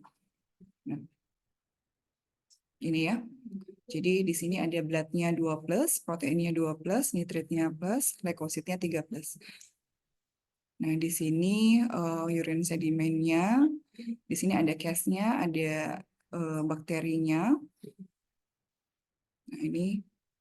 Nah, di sini terdeteksi atypical cell 3,5, di mana reference range-nya di sini pasien dengan transitional cell carcinoma bladder CT4, AM2 dan M1. Nah, sebagai kesimpulan, jadi rekomendasi dari EGFR dari serum kreatinin adalah CKD-EPI kreatinin 2021 untuk pasien dengan usia 18 tahun ke atas. Jadi nanti mungkin rekan-rekan sejawat di setting di daerah ataupun di tempat lain mungkin yang memang belum menggunakan urinalisis yang otomatis dan bisa langsung menghitung EGFR-nya itu mungkin bisa dihitung secara manual. Kalau yang memang 18 tahun ke atas bisa dipakai yang CKD epikreatinin 2021, atau kalau yang anak-anak di bawah 18 tahun bisa menggunakan squat. Nah, untuk advance teknologi itu automated urine flow cytometry itu mempunyai sensitivitas dan spesifisitas yang tinggi untuk mendeteksi partikel dan identifikasi juga, dan dapat membedakan beberapa sel dan kristal, ya, sel kristal ataupun cast atau silinder, juga RBC dengan scattergram, dan memberikan flagging pada abnormal populasi. Dan RBC info dari UF series yang ada di Sysmex itu dapat mengakses glomerular dan non-glomerular hematuri secara cepat. Jadi kita nggak perlu muter-muter pakai mikroskop ya untuk mencari glomerular hematuri. Jadi memang agak kesulitan ya kalau kita pakai mikroskop manual. Jadi memang sensitivitasnya jadi matameter. Kalau ini kan sudah memakai flow cytometry. Nah, UTI info dan bakteria info membantu untuk mendiagnosis UTI dan mengestimasi penyebab dari UTI untuk mengassist pasien dengan proper, atau untuk membantu klinisi memberikan terapi dengan cepat. Sementara atypical cell itu membantu untuk bladder cancer screening. Mungkin sekian dulu dari presentasi dari saya. Dilanjutkan Dr. Dika, mungkin ada pertanyaan dan diskusi lainnya. Baik, terima kasih Dr. Purbosari atas paparan yang sangat lengkap. Baik, selanjutnya saya beri kesempatan untuk sponsor pada webinar kali ini dari Sysmex. Mungkin Dr. Iqbal ya. Dr. Iqbal, silakan waktu dan layar kami persilakan. Oke, terima kasih kesempatannya untuk moderator. Dan terima kasih juga untuk grup IHC yang sudah memberikan kesempatan kami untuk presentasi di sini. Saya izin share screen dulu ya.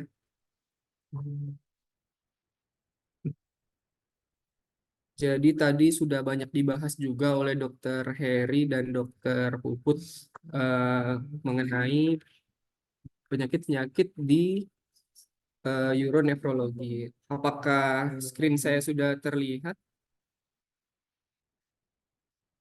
Lihat ya.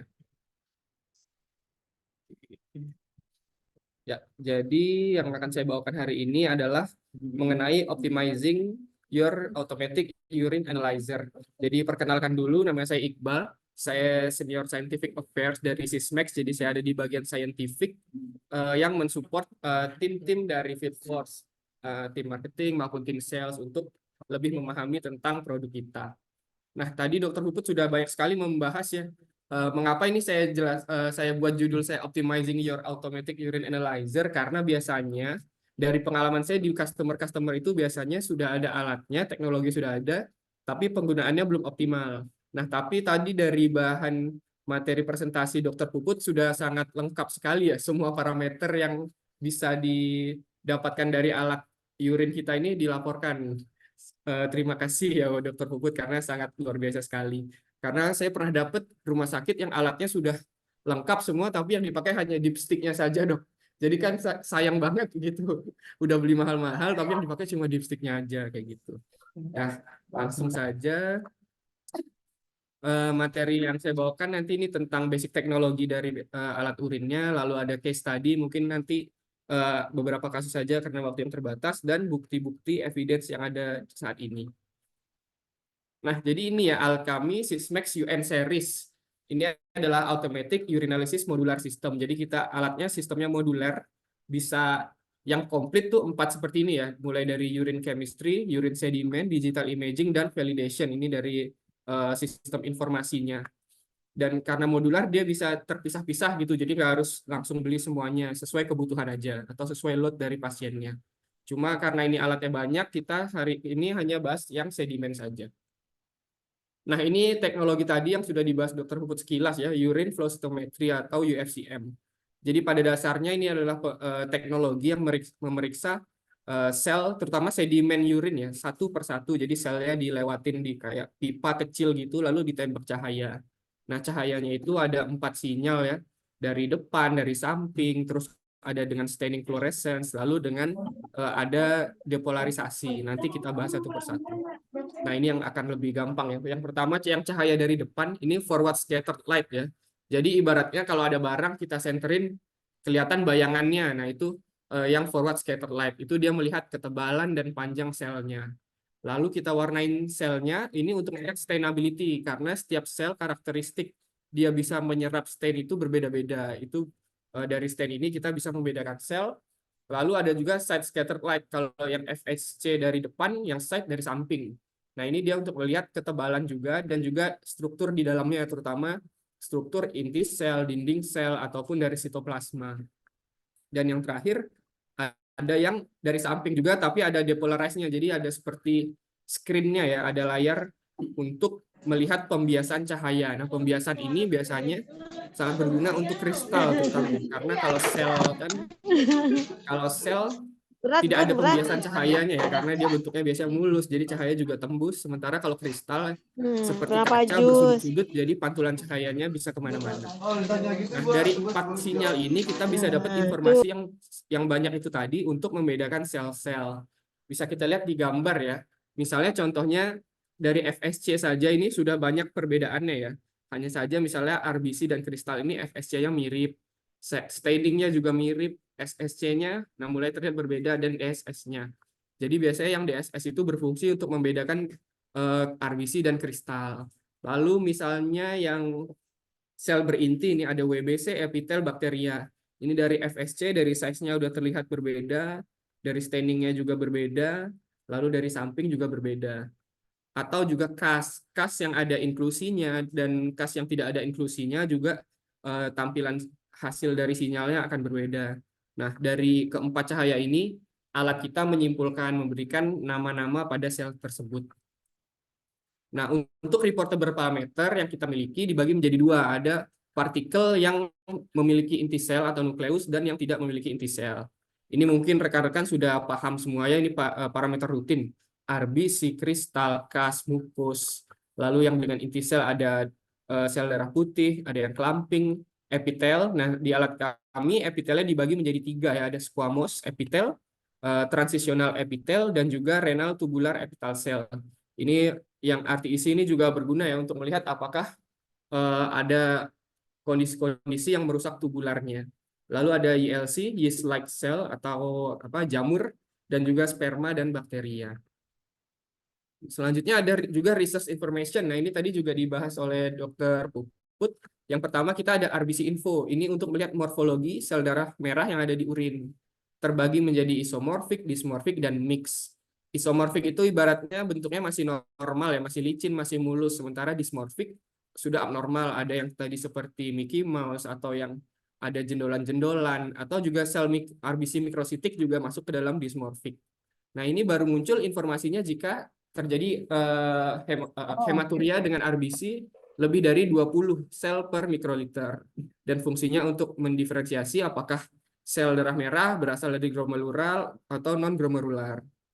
Lalu UTI info. Nah, UTI info ini sebenarnya diproses ya, hasilnya bukan dari hasil pemeriksaan, tapi kalkulasi. Ini didapatkan dari sel darah putih dan masuk aja, asal masuk aja, terus bakteri. tutup lagi, udah bubar. Nah, ini untuk melihat apakah ada UTI, dan sel darah putih dan bakteri threshold-nya ini bisa di-adjust karena setiap rumah sakit biasanya profil rumah sakit dan profil pasiennya berbeda. Jadi cut off untuk sel darah putih dan bakterinya bisa di-adjust. Selanjutnya ada bakteria info. Nah, bakteri info ini untuk melihat informasi apakah gram positif, negatif, mix, atau tidak terklasifikasi. Ini kita melihat dari ketebalan peptidoglikan dan juga intensitas staining. Lalu ada juga new research parameter kita yang atypical cell, tadi udah dibahas juga. Jadi selnya ini ukurannya besar ya, bisa kita lihat pada gambar size of partikelnya, dia lebih besar dari bakteri, sperma, jamur, dan WBC, tapi lebih kecil dari epitel, berada di antara itu. Namun seperti yang kita tahu juga, kalau sel atipikal itu dia aktivitas nukleusnya sangat tinggi. Jadi dari fluoresensnya dia juga tinggi, sehingga bisa kita bedakan dari sel epitel dan WBC juga. Nah, sekarang ke clinical case study. Mungkin cukup satu kasus saja mungkin ya, karena waktunya terbatas. Ini saya bawa yang pertama, hematuria proteinuria. Nah, ini ada kasus yang sangat umum terjadi mungkin. Laki-laki 39 tahun datang ke rumah sakit karena dirujuk dokter umum dengan fatigue sudah 3 minggu dan hasil urinnya dipstick normal, ada protein dan blood. Padahal selama ini nggak pernah ada rumah sakit, rutin check up sampai 6 bulan yang lalu, dan sekarang dicek ke rumah sakit. Nah, dari hasil CBC kita lihat secara umum bagus ya hasilnya. Dari kimia, nah mulai terlihat nih ada penurunan fungsi ginjal, bone creatininnya meningkat, CRP juga meningkat. Sementara OTPT bilirubinnya normal. Nah, dilakukanlah pemeriksaan urin dengan automatic. Dari dipstick protein blood didapat, lalu dari flow cytometry, nah RBC-nya sangat tinggi ya, sampai 1700.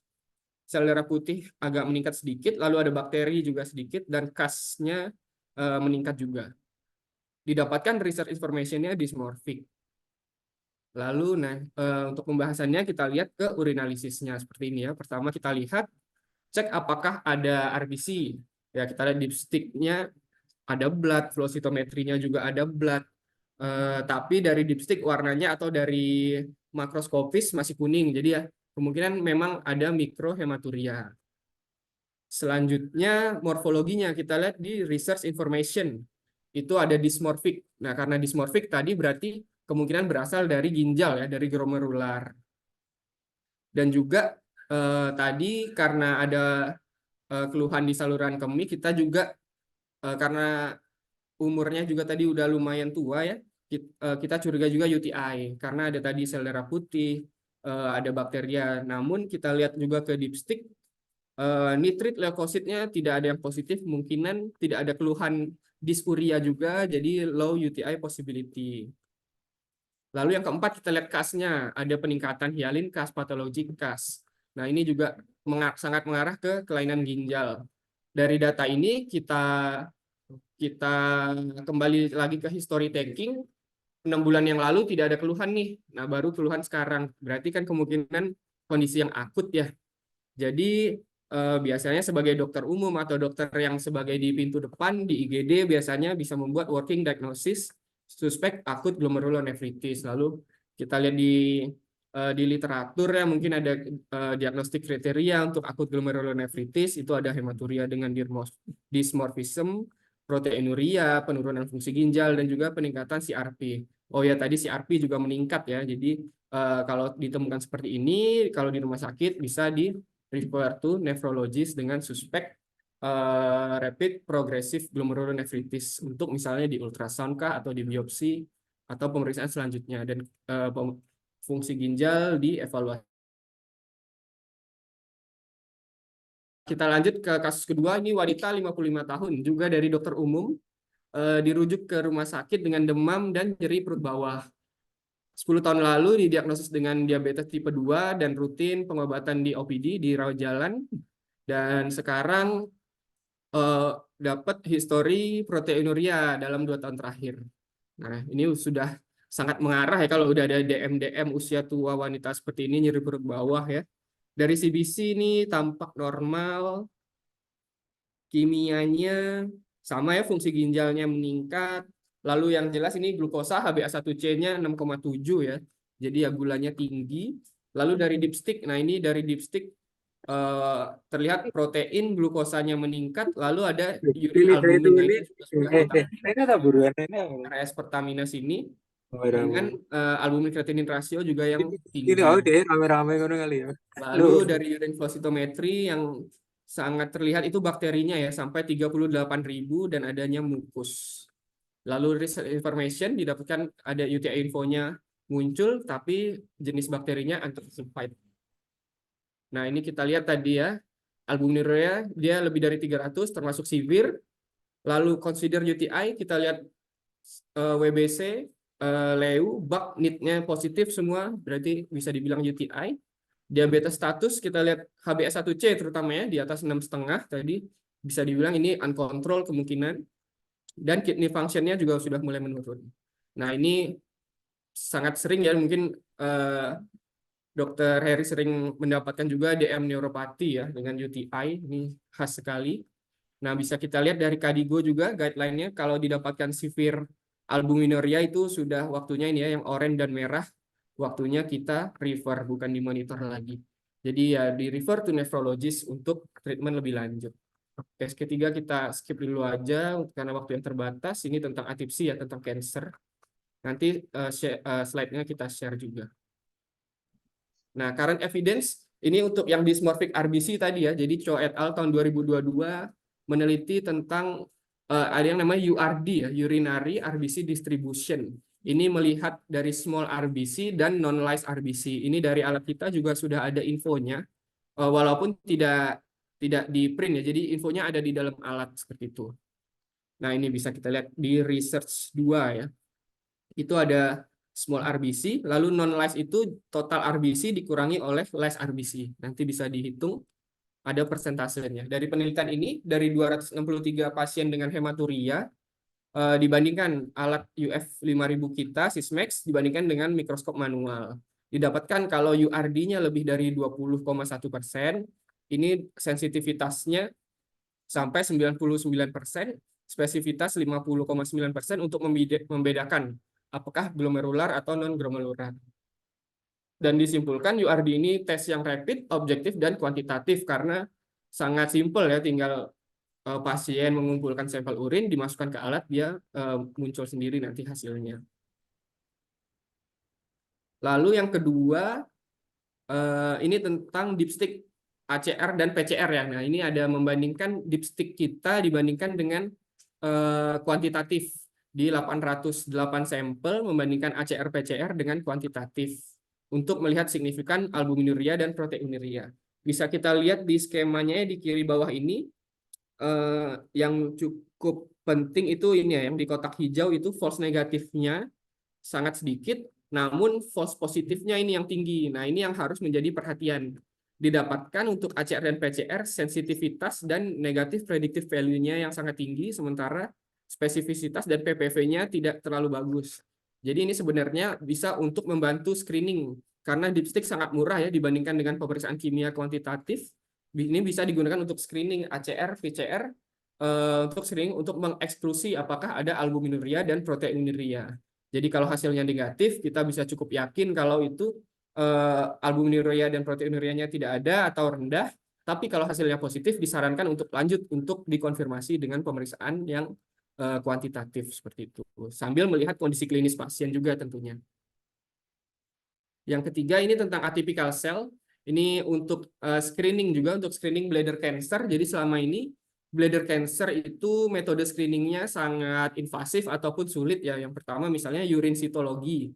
Memang gampang, hanya sampel urin, cuma memerlukan expert yang berpengalaman lah untuk melihat sel-sel dengan mikroskop. Yang kedua, yang sudah kita tahu semuanya tentunya dengan sistoskopi ya, atau kalau sekalian ditemukan masanya dengan TURBT lalu dilakukan histopatologi. Itu gold standarnya saat ini, tapi tentunya itu tidak bisa dilakukan rutin. Sementara bladder cancer ini seperti yang dikatakan Dr. Puput tadi, kondisi berulangnya sangat sering. Jadi seharusnya biasanya kalau sudah pernah terkena harus di follow up secara rutin. Nah, ini penelitiannya pada 106 kasus urinary atypsy using flow cytometry dibandingkan sistoskopi.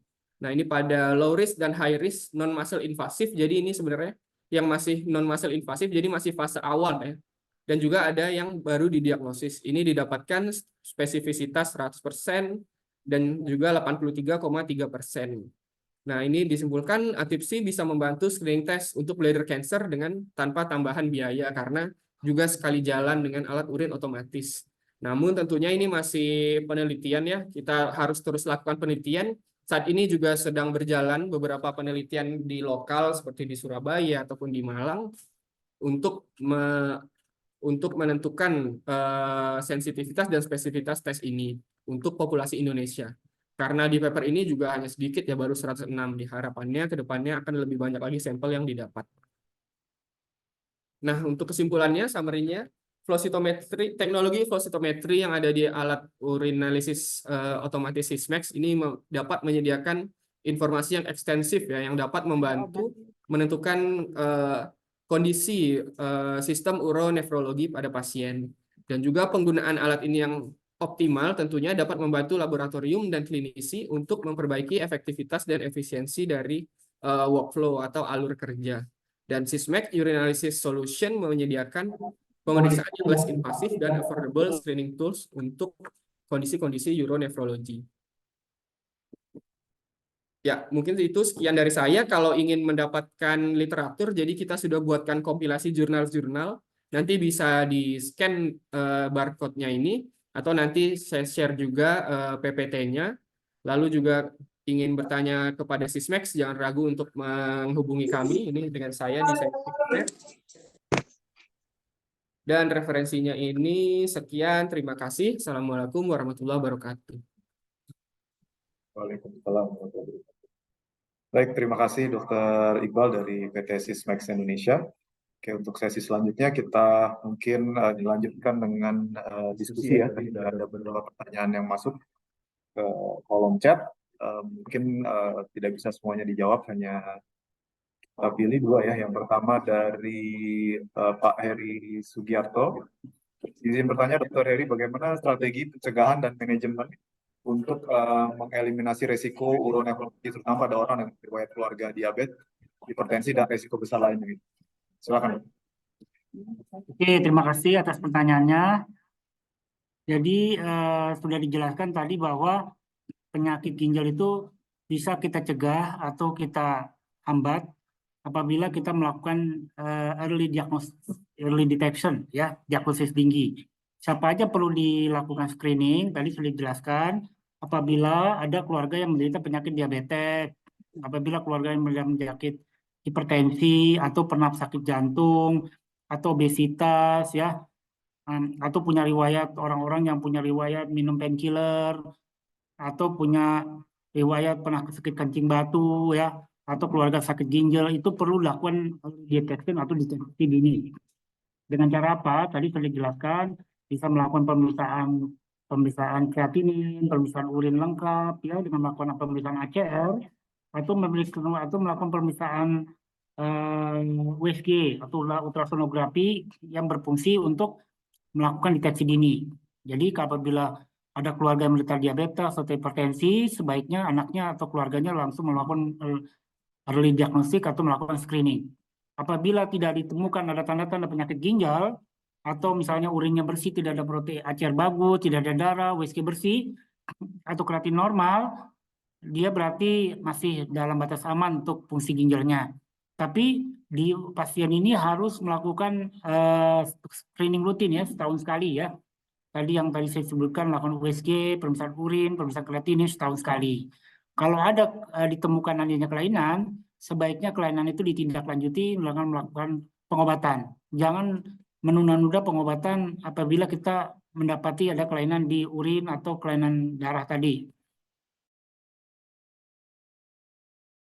Makin lama makin cepat prosesnya, sehingga kalau tidak diatasi menjadi gagal ginjal. Mungkin itu dari saya. Makasih. Baik dok, terima kasih. Untuk satu pertanyaan lagi dari Ibu Afika ya. Beliau bertanya, kebetulan orang tuanya, bapaknya ada CKD grade 4 dok. Sudah berjalan 1 tahun HD dan ada penyakit penyerta hipertensi dan diabetes. Sudah 14 tahun, namun akhir-akhir ini justru pernapasannya makin ngos-ngosan gitu. Padahal misalnya cuma jalan 5 meter. Kira-kira Ibu Afika bertanya penyebabnya apa dan vitamin apa yang tepat untuk pasien seperti ini. Kemudian setiap dicek gula darah pagi itu katanya high. Terus suntik insulin 14 unit tetap aja dok. Silakan dok komennya. Oke, makasih. Jadi ibu pasien ini menderita diabetes lama ya. Diabetes lama itu merupakan salah satu faktor risiko terjadi gangguan fungsi ginjal. Jadi pasien ini harus dilakukan screening. Screening itu diperiksa kreatinin untuk melihat ada gangguan fungsi ginjal nggak. Kita bisa hitung berapa persen fungsi ginjalnya. Apakah di stadium 1, 2, 3, 4, atau 5. Kalau dia ada stadium 4 ke 5 sampai 5, sebaiknya dia dirujuk ke nefrolog agar bisa ditindaklanjuti lebih baik. Tapi kalau tadi saya dengar udah stadium 4 ya, jadi dia ada faktor risiko sudah confirm dia cek lagi stadium 4. Yang paling penting pengobatannya adalah mengatasi penyebabnya. Kalau dia penyebabnya karena diabetes, maka diabetesnya gulanya harus dikontrol. Bagaimana caranya?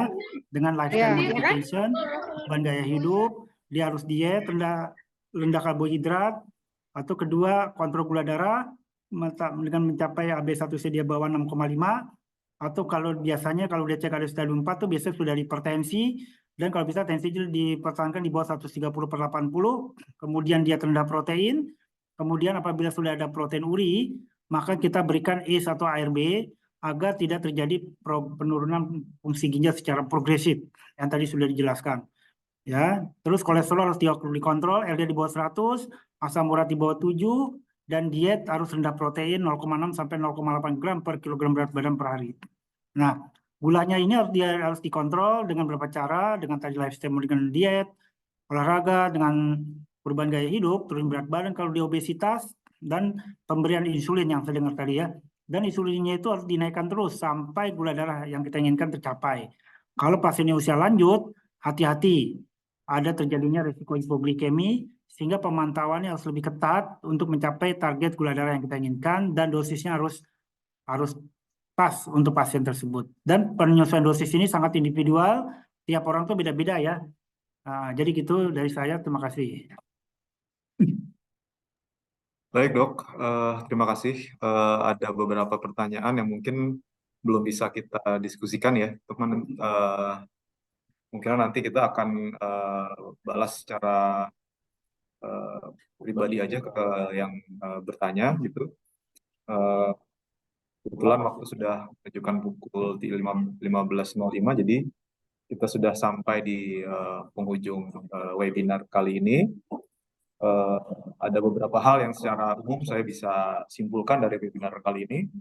Yang pertama adalah CKD merupakan penyakit non-communicable yang akan menimbulkan beban ekonomi dalam jangka yang panjang. Kemudian incidence dan prevalence dari CKD terus meningkat setiap tahunnya. Kemudian CKD adalah epidemi yang sedang berkembang. Kemudian kerusakan ginjal itu dapat dideteksi secara dini, asal kita tahu dan kita rutin melakukan pemeriksaannya.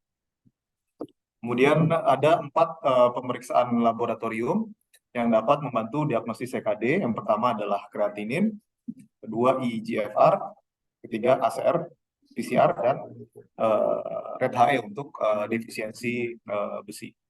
Kemudian urinalisis saat ini teknologinya sudah sangat maju sehingga akan dapat membantu meningkatkan sensitivitas dan spesifisitas dalam mendiagnosis penyakit pasien.